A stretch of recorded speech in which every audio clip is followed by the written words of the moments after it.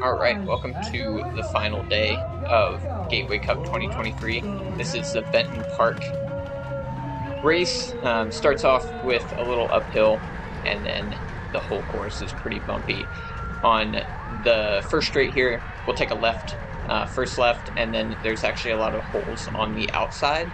So something to look out for there for the whole race. I didn't actually get a chance to pre-ride this course, so this lap is the first time I'm seeing any of this, which is a little wild, but my plan into this is not to go too crazy first lap. Don't need to move up too quickly. I don't think anything's going to go early, although that is a gamble.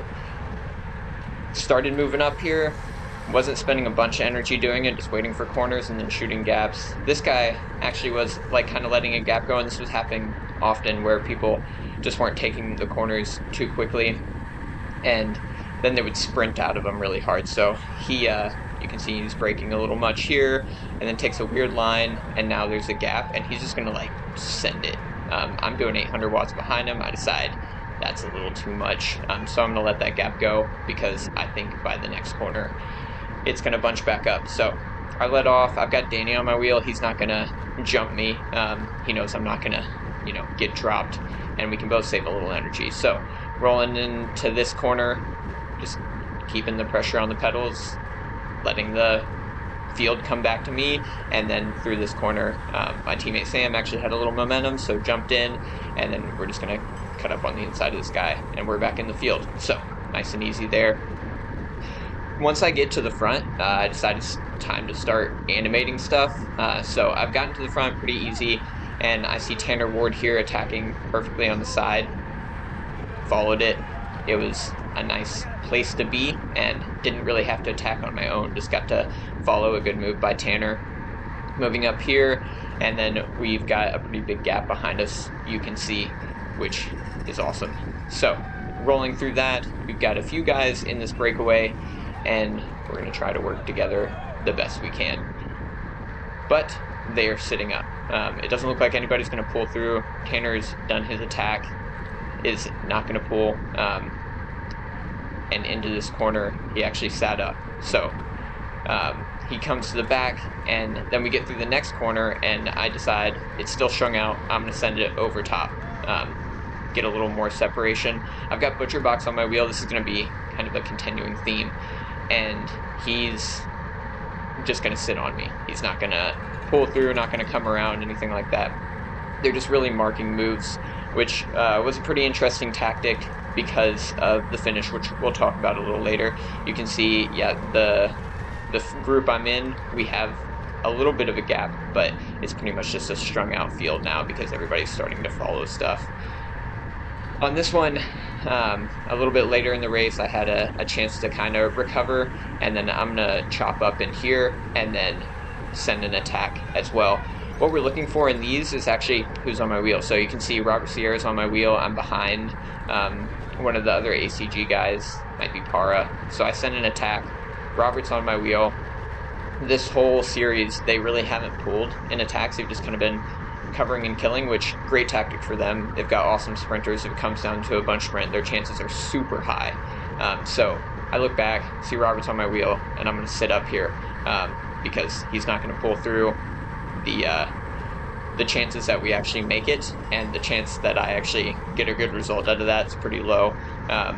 Kick it out of this corner hard because I see we still have a little bit of a gap, but I'm not going to go 100% into this move. I'm just going to chill into the finish stretch here. So this is last corner. I'm going to chill into this and then wait for the other guys to come around, which they would, but it was pretty much shut down at that point. So Robert's going to be on the front, and then he's not going to pull much at all. He sees there's a big gap, he's done. And you can see these guys here too. We've got ButcherBox and Texas Roadhouse. These guys, all three teams were shutting stuff down the entire time. So that was something to keep a lookout for. They're not going to let anything go without probably Danny in it, or Parra, one of their other sprinters, or maybe even Castaneja for American Cycling Group. And then, we just come back into the group. This guy chopped my wheel there, and I had to check up, so I just kind of moved him back into the group. A lot of this racing is happening so that people are chopping into corners and then hitting the brakes hard, so they're wasting energy. You pretty quickly identify people who are going to do that, and then know not to be behind them for extended periods of time. On this part, you can hear Peter actually said to us not to let something go without us in it. He said, you got to watch out, you got to cover something. And then right up the side here, this First Internet Bank guy, he attacked pretty darn hard, and we followed him through it. So now we're off the front with them. We've got some guys, you can hear me say good gap there. First Internet Bank, Brennan Fury, I know he's going to pull, but we have ACG and Texas Roadhouse, and if you can see in the rear view there, ButcherBox guys coming up. So all three of those teams are going to shut this breakaway down. They're not going to work with us at all. I think ACG is really the only one that makes sense to not do this, because their chances of sprinting are way higher to get a better result than almost any other team. Into this part here, and our brake's been shut down. There's another move off the front, and Noah's actually going to bridge to it. He's a great guy to follow. He's going to be smooth and fast, so I hopped on his wheel immediately. He's won this race before in 2019, so he knows this course, knows how to race it, knows when the critical points are. So his wheel is one I'm going to look out for, and I'm going to know is going to be probably pretty advantageous. So he ends up catching this group through this chicane section. We were flying through that. I think I actually did lose a little traction on one of my wheels there, which was a little sketchy, but yeah, Noah was on the edge of traction, and so was I. So we catch this break. I've been in Noah's wheel the whole time, so I'm just gonna go ahead and send it again, chop up the inside of the ButcherBox guy, and these guys are sitting up because they were just off the front. Now it's my time to go. We were really wanting a break to go. We kind of had a feeling that it would on this course, but I think, just the way it was racing was such that people wanted twos, and then those three teams just shutting stuff down made it just a hard bunch sprint, essentially. You could kind of sit in the group, but it was still going to be hard, no matter where you were at. Coming through here, the group is still all together. There's bunching up happening. I see Kyle Perry on the right for Texas Roadhouse attacking, which was an interesting move, but his teammate there is also on the front, so I know that gap's going to get let go. And sure enough, it does. I follow Kyle, and then there's a gap behind us. I had to send that chicane pretty hard, came into it from a weird angle, being on the inside for the start, so I had to exit wide, and then the second one was a little weird. And it looked like at this point, Texas Roadhouse did want a little breakaway to go. Kyle's always willing to roll a breakaway almost, so I knew his was going to be good to be on. But once we catch him, we've got Noah on the wheel, so some good sprinters are with us. ButcherBox there, ACG's there. It's pretty much shut down, so I'm just going to let that go and, just wait for the field to come back, because those guys are not going to roll a break without their sprinters from how they've been racing. Coming through again, this is one of the top corners, and I'm going to send it. Look back, ButcherBox is on my wheel. He actually says to me here, I'm not going to pull. Like, it's just not going to happen. I can't work with you, which we had kind of figured out at that point. But as soon as he says that, and as soon as I realize he's there, I'm just going to drop it down. Like, I'm going endurance now. I'm barely pedaling. Like, I'm not going to do this race solo, and the field's just going to come right back to us. So yeah, they were very effectively shutting down breakaways and moves. Here we have a move of 5 guys, and Noah actually attacked around that. But a little bit later here, coming into some later laps, that guy kind of moved over into me during that line, so just kind of chirping him a little bit to hold his line mid-corner, which is always a good practice to not change which lane of travel you're in. And once I realize he's doing that, I'm just going to shoot up the inside, kind of get out of that situation. Coming up here into this part, we have a lot of wind going, so you can see the storm clouds are moving in. There's a lot of debris getting blown on the field, and every corner has a different wind direction just because of the vortex from the the weather pattern moving in, and Monk's moving up and yelling at his guys. Actually, the wind here was blowing the barriers onto the course. You can see it was almost completely blocked. We're going to come in through this last corner here, and we had just gotten, like they had just gotten the barriers moved out of the way by the time we came through. So could have been a lot more of an error. Could have been a lot more of a situation if they hadn't moved those barriers out in time. But they've decided at this point that the race is getting a little bit too dangerous as far as the weather goes. Shorten it from 7 laps to go to 2 laps to go. You can see that guy is nervous too, and he unclips a little bit. We're coming into the final laps here. So 2 laps to go. People are getting really nervous, starting to get sketchy. Everybody's still a little fresh, and they're going to try and move up as best they can. So a lot of people sending corners. These corners are real bumpy. You can see, I think that was Sebastian who just hit a pothole there and lost his rear wheel.